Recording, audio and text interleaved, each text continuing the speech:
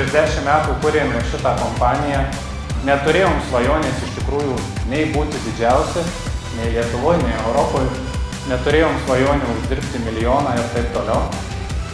Ir po 10 metų mūsų čia kartu su inžinerija 100.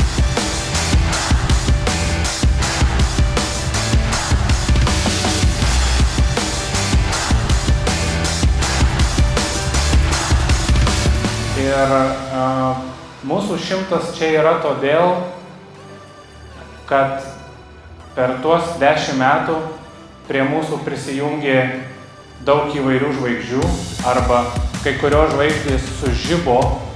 Aš tikiuosi, mes jas visas čia ant scenos šiandien pamatysime, bet kai kurios žvaigždės sužibo kasdien lipdamos per save, bandydami būti kasdien geresniu.